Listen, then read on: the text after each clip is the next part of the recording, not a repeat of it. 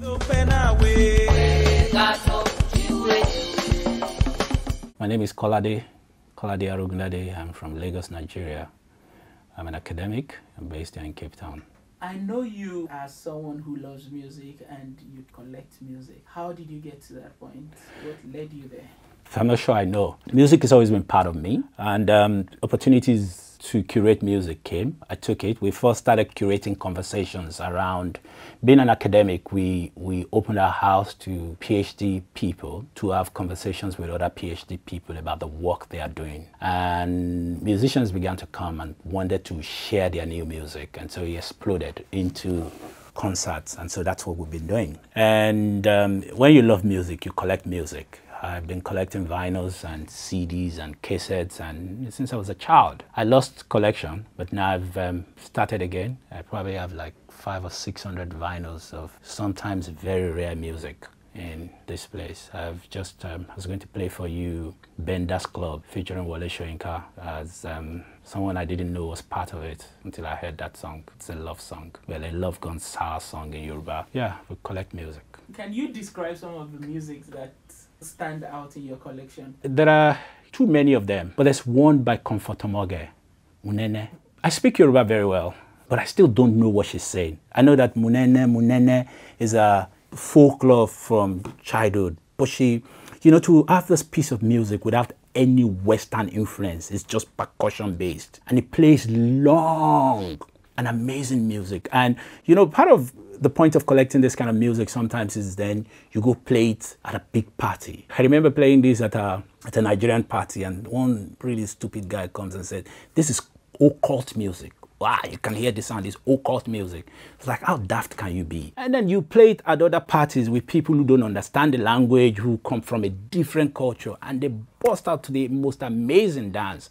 And one of the things about me and playing music is that I play for myself, first and foremost. And if I find people enjoying it, then I'm glad. Which is probably different from DJs. You play for people as a DJ. I play for myself. And so that Munene is one. And there's a song called Happy Survivor. It was an highlife song released after the war. This is about an Igbo highlife musician wishing everybody happy survivor of the war. And I find myself playing it a lot these days because I think we should wish ourselves happy survivor of COVID. Maybe it's too early, but you know.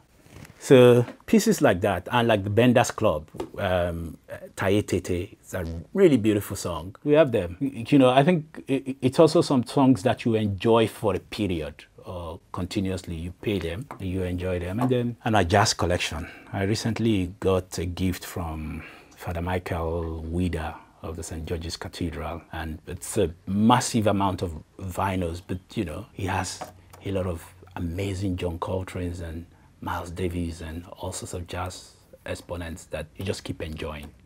You spoke about happy survival in relation to COVID. Can you maybe highlight the way that COVID has impacted your world? I mean, the world that you love, music, entertainment generally, in Cape Town. COVID has been deadly and ravaging. There's a Yoruba phrase, "Eniba lomo," you know, if COVID hit you. And we did have COVID in September. It was terrible, but we all recovered. I was very sick. My wife was not as sick as I was, but she was sick for longer. And my kids, they just were positive. If they were the ones who had it, we wouldn't have known that they had it because they weren't sick. So it's ravaging and it's horrible. But then it has also changed the world as we know it, whether it's permanent or not. And there are positives to it. There are negatives to it. Now I can sit in my house here and work in Hong Kong as the editor of a magazine, and we will have all the meetings because words like Zoom now mean something else from what it meant just before now. I can teach in an American class. One of the biggest problems of my teaching in American class before was the fact that they probably won't understand a word of what I say because of my accent. But now I can teach via Zoom and put some device there that would make my accent American when they get to hear it. I could teach a class from my home. My friend Adebantu was telling me that performing online is difficult, that you don't get a feedback, and that performance is really for an audience. And so performing in front of your camera is not as cool as actually feeling that people are getting the distraction that you're trying to create. So there's a problem there. But now people perform online, and we've seen some really beautiful performances online, like the Tiny Desk and all of that. So people are finding ways to monetize that. So We're trying to create a struggle song music event, and we're already talking about selling it online. So we'll have a limited amount of live audience, but then we can also sell it online as a monetized event, which also brings extra income, which was not something that was essentially in people's consciousnesses before COVID. One of the biggest impacts in Cape Town is how many live concert spaces that have had to shut down. The drawing room has had to shut down. Many other places have had to shut down, especially if you don't own the property that you're operating from. There's the issues of rent, there is the issue of salary, there is the issues that come up with not having stuff to do. Or even if you are able to perform, not being able to fill to capacity, therefore making enough money to be able to carry on what you're doing, because these ventures are very expensive and have very little profit. You've got to really love the stuff to get involved in it. So it has had those negative impacts of shutting down spaces and creating an economic fiasco around the world, not just in Cape Town, but there are also positives. So now we've seen what a virus can do to society in terms of shutdown. So we've got to be able to think about mitigating it in the future if it happens again. The impact of it is that musicians are now idle unless they are playing online. Every event carries something that will go forward with you. You know, if you were pregnant and then you had a baby, the birth marks would be on your body. So we will carry on part of how the life is. Maybe we'll not wear masks forever. We'll probably stop that, you know. So my advice to musicians, build your own home studio where you can actually broadcast your music, your performance live. I was speaking to a music curator yesterday, and we were talking about broadcasting this event live. And then one of the people was saying that the problem with announcing that we'll broadcast it live is that then people who want to come will say, oh no, I don't need to come, I can watch it in my house. And he said, yeah, but 59% of people who buy those tickets online to watch online are from outside the country. So what it then means is that we can now have what you might term a small concert where the whole world is actually watching from different spaces or live. So it's something we've got to build capacity for. It's something we've got to build capacity to monetize better. That is going to be part of us going forward. Either you broadcast it live or you broadcast it 2 days after, just to make sure that more people come. But the reality of it is that we've got to build capacity for that. The problems now is the sound quality that goes out. Some people are better at it than others. So is what musicians now have to build capacity for, to be able to own their own performance spaces. That's how Victor Olaiya, Fela Kuti, Sonny Ade, Ebenezer Obey. When you think about Miliki Sport, when you think about Aria Nightclub, when you think about the African Shrine, when you think about all of those people, they built their own spaces where they can perform from. So you can perform in your own space and beam it out live to the world as that space. So those are the kinds of things that we need to build capacity for, so that these things don't meet us like this again. Firstly, I think that these young fellows work very hard, like really, really hard. A lot of people underplay them because maybe you think that the music they play lacks depth. That we will find out in another 20 years, you know, when they become golden oldies. But at this point in time, they are working really hard. They are investing in their craft. I know the music that Burna Boy started with when he was dancing without a shirt, making ghetto music videos. But look at where he is now. I had a conversation with his grandfather and him. His grandfather, of course, was criticizing the kind of music he was playing, that all this computer nonsense you're playing, you think is something. And he told his grandfather, don't worry, I'll employ you someday. And most people don't know that Benson Idonije, who was Fela's manager, who recruited most of including the likes of Tony Allen, into the Kula Lobito band, is his grandfather. He also recruited for him a live band. And I've seen that live band perform at Benson Idonije's 80th birthday with him. As they were performing, it began to rain. They refused to leave that stage. Then it became impossible to continue with rain at Freedom Park. So they moved into the upper room at Freedom Park and continued performing. That's not child's play. People who are dedicated to the craft, they live it.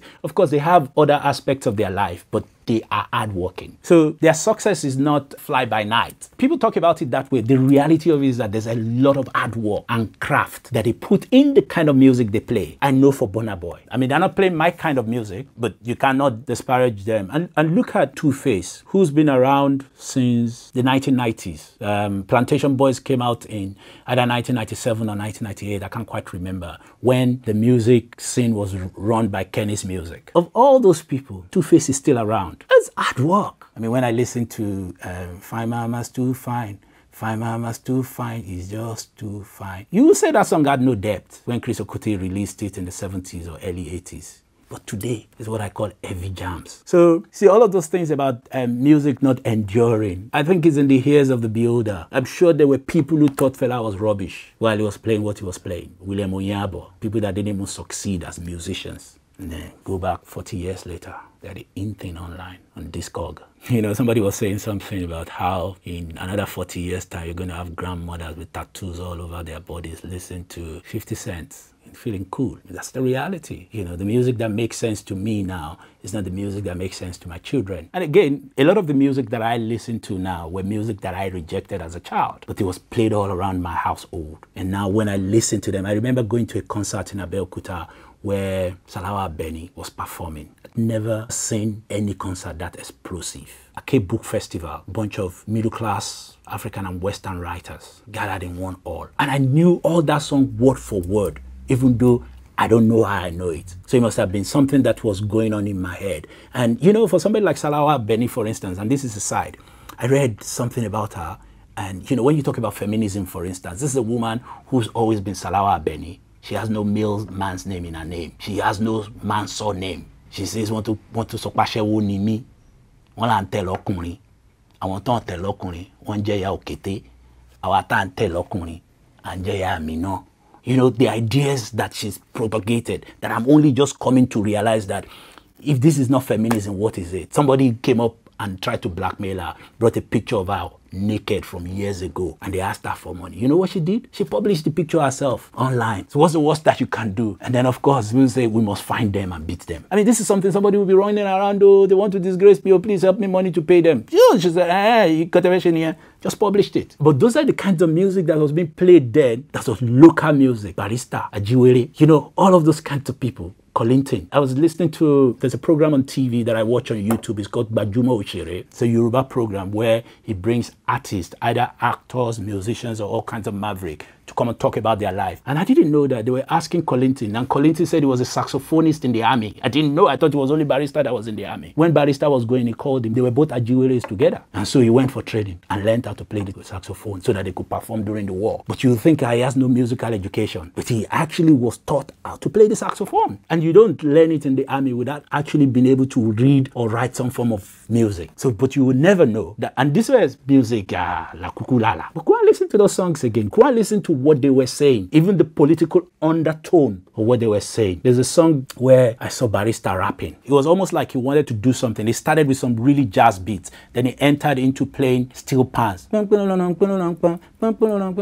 started rapping. And they lied. Don't catch me for London. Hero, landla. But all of it, which was just like, this is evolutionary, you know. But they were useless music. They had no endurance. But now, go and listen to them. Play it at a jazz festival with people who appreciate music. So I have no fear that when the next generation come to be in their 50s, they also are going to listen to Oyate Shumole. You know, they want to remove J out of Jesus to turn us to Eshu. Look, they're not saying anything that makes sense right now. But when you listen to it deeper, you see the political undertone. When Olamide was saying that, put it inside, Koroba, take it outside, basket. He was talking about politicians who loot the economy. But you say he's talking nonsense. Of course, he was just opposing it with 419 who bring the money home and politicians who steal the money. So, you know, the reason why you think he's not enduring is because it doesn't make sense to you the way jazz, for instance, makes sense to you. And that was when Fela was playing jazz, they told him, what his mother told him, he said, this jazz you are playing, why don't you play music that your people understand? And then he evolved Afrobeats because it was actually jazz he played all his life. And they were asking him once, how do you make your music? He said, I make the beats because what I'm really interested in playing music. When I've played and constructed the music, then we'll find lyrics to put on it. I remember somebody was telling me, what's this one? What's this talking about? When I was in university, Yeye Rolling. What is Yeye Rolling? These boys are warring the guy. But go and listen to Yeye Rolling now. You know what he was talking about. So the same thing you're saying about modern day Nigerian pop. They said it about Chris Okotie. They said it about Felix Liberty. They said it about Sonny Ade. They said it about Fela Kuti himself. You know, they said it about Geraldo Pino. I like the way the Ghanaians call their hip-hop hip life. But, you know, as always, the West will name our music the way they name juju music, or, you know, so they've called it Afrobeats in all of what's coming out of Africa. I'm convinced that Olamide, for instance, is a modern day Fuji musician in the things he says, in the language he uses. I mean, I remember when Obesere came off the scene, it was fluid, it was fast tempoed, and he, you know, digital music didn't start with them Olamide. You do know that William Onyabo program is beats. Bang, bang, bang, bang, bang, bang, bang, bang, bang, bang. It wasn't a live band, it was programmed. When you look at Obesere, he used to call it Mr. Machine. Mr. Machine, Koma Roll. He played digital music. For a long time, he didn't have a band. He was playing it like that, and they succeeded. Now, there are pockets of those indigenous, there are still Apala musicians. There are still, what's the name of this poetry exponent? His name is Ajobiewe. Ajobiewe is still producing amazing poetry. Oriki Awori, Oriki Egba. He did this seminal work. I think you need to go listen to him. Oriki Ile Yoruba. Those kind of works are still going. They're making a flick. Somebody's making a movie about Anigilade right now as we speak. I saw a little write-up about it and some of the actors. So people are making flicks about them. They're going to be musicians playing in that one. Shende Job is still playing the kind of Canary music that Orlando Owo played. So they're still juju musicians of this age. It's just that their appearance looks more like hip-hop. It's an evolution. You know, when Shino Peters came, could you say that he was playing the same thing that Sonny Ade and Obe were playing? He called it Afro Juju. I have one of the albums there. In fact, I have like 4 of his albums. And if you look at what he played before Ace, they were asking him. He said, I played this one. I played that one. He didn't sell. He said, one day I saw Barista playing. Then I understood what he was doing. He said Fuji became more popular than Juju. So one day he went to see him perform. And then he saw what he was doing. And I remember seeing him at a Fela concert too.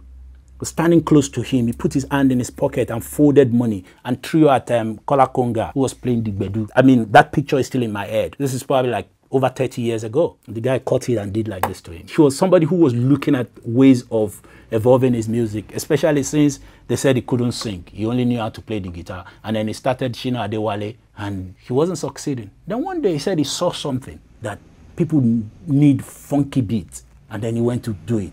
Electric music. It was programmed. He wasn't a drummer, you know. And then, bam, was the household name. I mean, he faded as a musician, but he's an old man now. But that music is still with us. And it's something that you play now, everybody will still jump up. I was listening to Dancing Time, Bobo, Dancing Time, Bobo. That didn't sound like Juju. So you could say he wasn't a Juju musician, but he was a Juju musician. So when you look at Olamide, and of course he would disagree, he says he's playing hip-hop. When you look at a lot of these Small Doctor, Utigba, penalty law throwing, it's the same kind of language. There was a language that was created by Obesere called Shaje. This was like slang Yoruba, or what you might call Yoruba patois. And it's still used by area boys till this day. Brought it into the lexicon. Go and listen to what they're playing now. They're speaking Shaje in it. So those things have been preserved, maybe not in their original form. I mean, I've listened to your Badagry music exploit. That's a modern take on it, with all of the instruments that you put in it. Then somebody starts disputing with you that this is not Badagry music. The fact that it's played by a Badagry person with Badagry musicians. Everything evolves. And so the appearance of all of these kinds of music are different now, but they are still there. They're still Juju musicians. Flavor is an highlife musician. Nobody can tell me what he's playing is not highlife. But it's modern highlife. And again, the way things evolve, we might actually come back to that Puritan nature of how Pala used to be played, because there are people still playing it. That somebody will wake up one day. There's CJ Oyinka who made that documentary, Elders Corner. And what he was trying to create was probably like a Bonavista social club of Lagos. So he went around, interviewed highlife musicians all over the country. And they had that concert at Freedom Park called Afropolitan Vibes, where they'll bring an old musician, a modern musician, and a foreign musician to play with that band once a month.